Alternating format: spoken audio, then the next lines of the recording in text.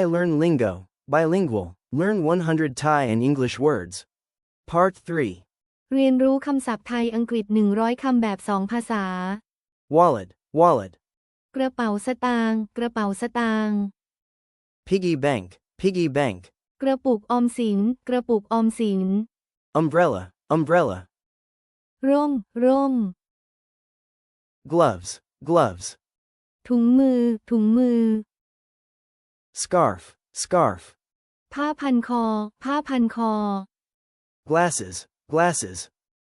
แว่นตาแว่นตา Watch, watch. นาฬิกาข้อมือนาฬิกาข้อมือ Necklace, necklace. สร้อยคอสร้อยคอ Chair, chair. เก้าอี้เก้าอี้ Desk, desk. โต๊ะทำงานโต๊ะทำงาน Bed, bed. เตียงเตียง Pillow, pillow. หมอนหมอน Clock, clock. นาฬิกานาฬิกา Mirror, mirror. กระจกกระจก Window, window. หน้าต่างหน้าต่าง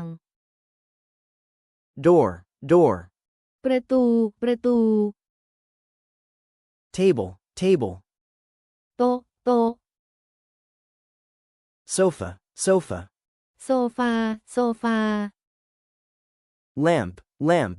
โคมไฟโคมไฟ Light, light. ไฟไฟ Refrigerator, refrigerator. ตู้เย็นตู้เย็น Microwave, microwave. ไมโครเวฟไมโครเวฟ Fan, fan. พัดลมพัดลม Rice cooker, rice cooker. หม้อหุงข้าวหม้อหุงข้าว Kettle, kettle. กาต้มน้ำกาต้มน้ Cup, cup. ำถ้วยถ้วย Plate, plate. จานจาน Fork, fork. ซ่อมซ่อม Spoon, spoon.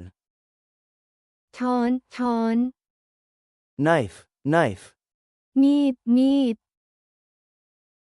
Chopsticks, chopsticks. ตะเกียบตะเกียบ Bowl, bowl. ชามชาม Thanks for watching. ขอบคุณที่รับชมครับค่ะ If you enjoyed this video, please give it a like. ถ้าชอบวิดีโอนี้อย่าลืมกดไลค์ให้ด้วยนะครับค่ะ If you know someone who would find this helpful, please share it with them.